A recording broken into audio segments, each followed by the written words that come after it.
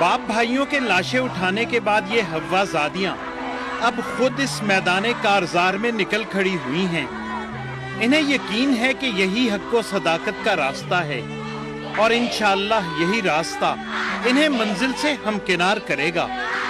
आप इनके नारे सुन रहे हैं, हम छीन के लेंगे आजादी, हम मांग के लेंगे आजादी। ये फकत नारे नहीं, दिल से निकली इन चीखों का अंदाजा वही कर सकता है जिसका मां जाया किसी स्कूल, कॉलेज या बाजार गया हो और वापस ना आ सका हो, उसका लाशा लाया गया हो।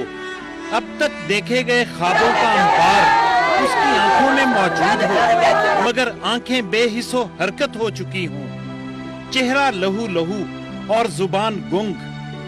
जहन में एक अंबार लगा था मुस्तकबिल के ख्वाबों का, लेकिन हमसे छीन लिया वो सब सरमाया दुनिया ने।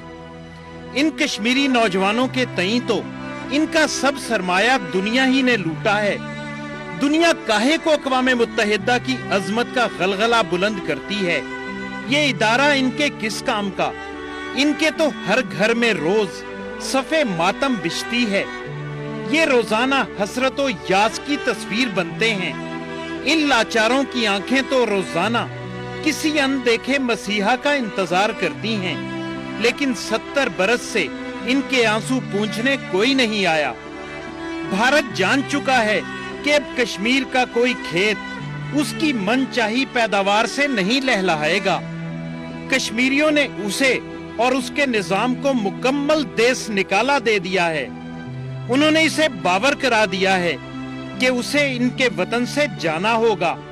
शिकस्त और हजीमत उसके मुकद्दर में लिखी जा चुकी और अब वो सिर्फ बरहना जुल्म के सहारे कश्मीर में मौजूद है।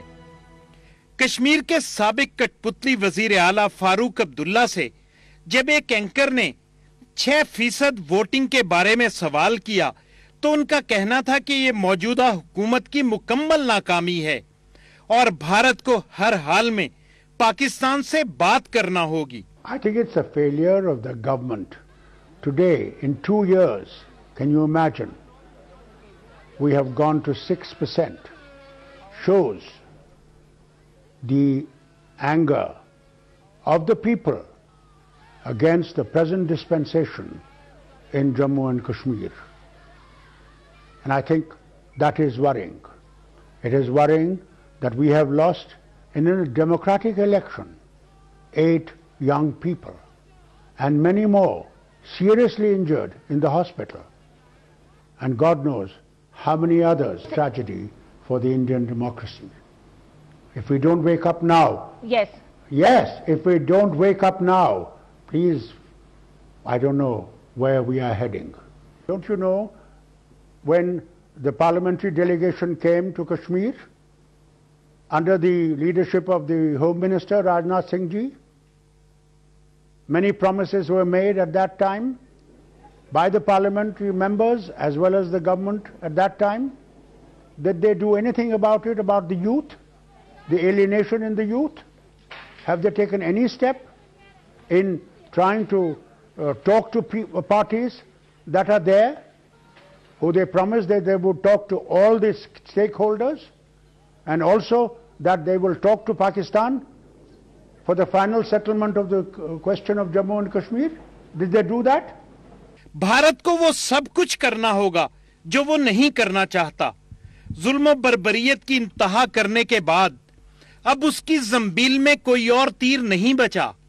मसले कश्मीर का मंतकी हल मुज़ाकरात में है और मुज़ाकरात में हर फरीक की शिरकत लाजिम है, और कश्मीर के मसले का फरीक अव्वल कश्मीरी कौम है।